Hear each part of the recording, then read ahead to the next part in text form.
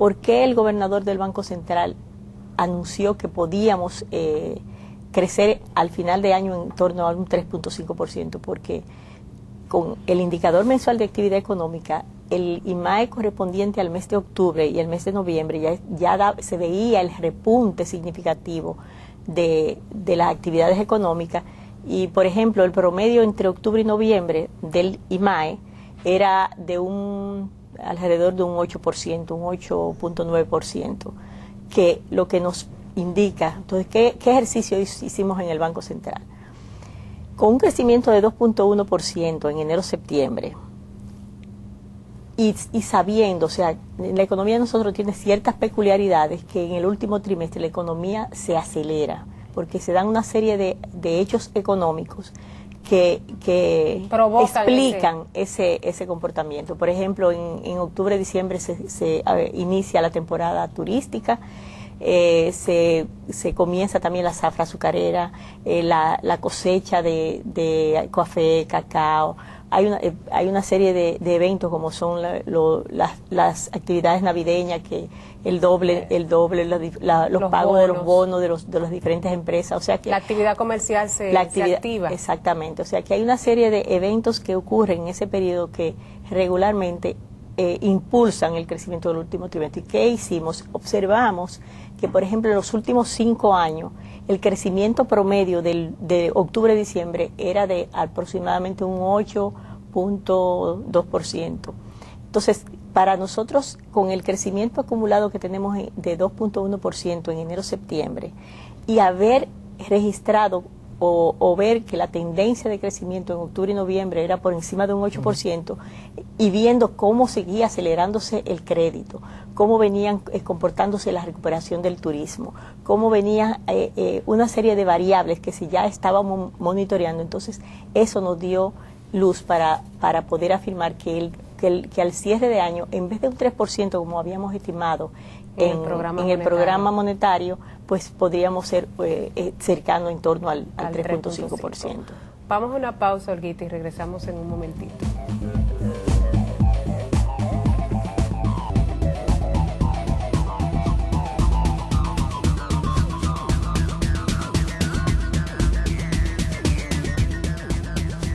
Amigos y amigas de Agenda Económica, tenemos el honor de tener con nosotros aquí a Olga Díaz, asesora económica del gobernador del Banco Central y una experta en cuentas nacionales, que la verdad que reconocemos tanto nacional como internacionalmente por todas sus condiciones de más de 3 décadas en este tema, con mucha experiencia. Olguita, y en ese crecimiento, tú señalaste un elemento importante, y es que toda la política monetaria estuvo orientada a los sectores puntales asociados a la demanda interna, por el hecho de que los vinculados a la demanda externa, por efecto de la crisis global, iban a estar desacelerando su crecimiento. Sí. Dentro de esos sectores, ¿cuáles fueron los que más tuvieron capacidad de reacción y de absorción del crédito por esas medidas adoptadas?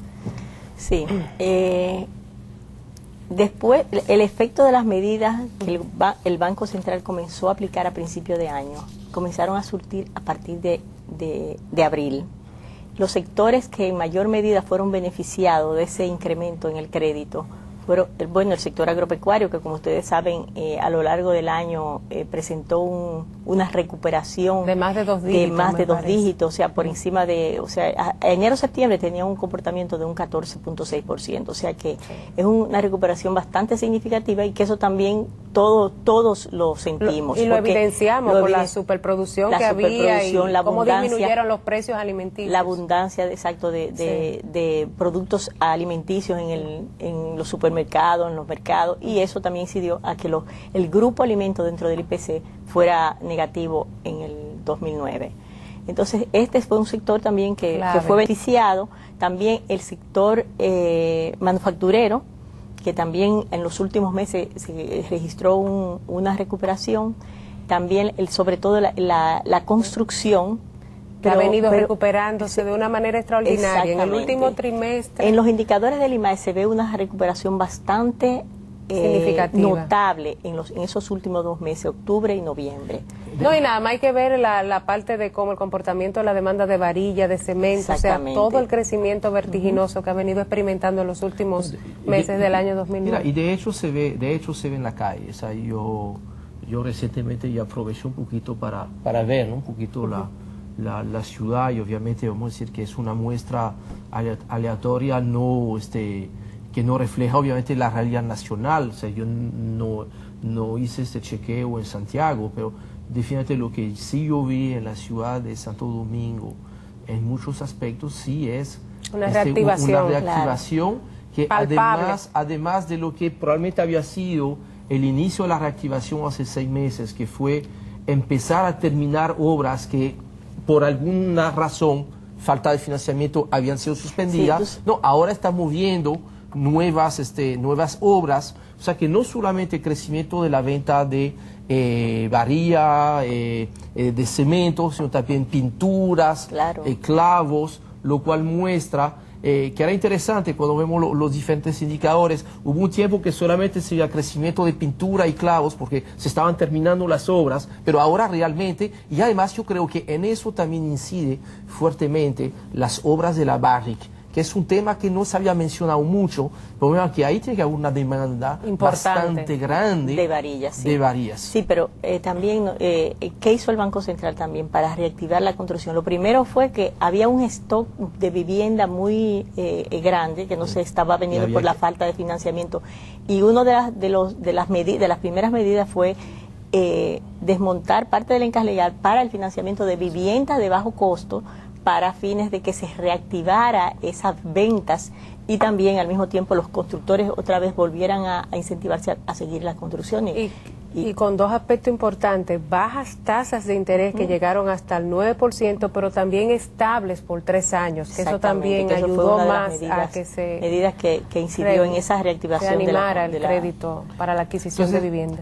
Olga, sobre la base de las cifras, que son cifras preliminares, y así las tenemos que tomar, y por eso... Sí, porque estamos trabajando en el cierre del año. Sí. Asumiendo que la economía dominicana creció un 3.5% durante el año 2009, eso quiere decir que el crecimiento durante el último trimestre del año fue alrededor del 7.6%. Alrededor de Ahora, el problema con los expertos que, obviamente, por su experticia, le crean muchas amistades. Entonces, yo sé que hay algunos amigos de Olga que nunca comparten los criterios de las cifras de Olga. Sin embargo, interesante acerca las cifras del país. Pero tú sabes que ellos acostumbran personalizar mucho las cosas, porque se le da otro matices, que obviamente no es, o sea, lo que nosotros queremos decir. Pero es interesante para así ver que quizás a veces cuando la gente no comparte ideas, tienen que tener mucho cuidado, porque lo que se ha escrito en el pasado, no el pasado que quedó, o sea, está todavía muy presente.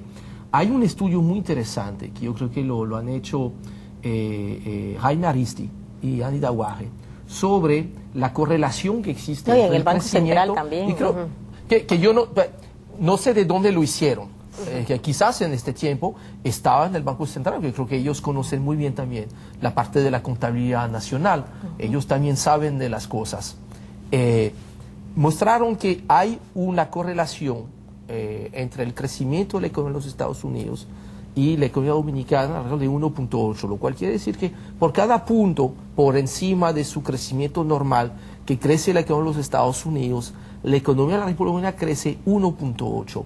Es interesante ver que en el último trimestre del año pasado la economía de los Estados Unidos creció un 5.7%. La base de esta misma filosofía que ellos han demostrado y que los hechos demuestran que tiene mucha lógica. Si ha crecido un 5.7% la economía de los Estados Unidos, a mí no me choca para nada que ha crecido la economía dominicana un 7.6%. No, y como yo les dije anteriormente, es dado por esa circunstancia, pero también la economía dominicana en el último trimestre, nosotros hicimos el ejercicio de que en los últimos 5 años el crecimiento promedio del último trimestre es de un 8%.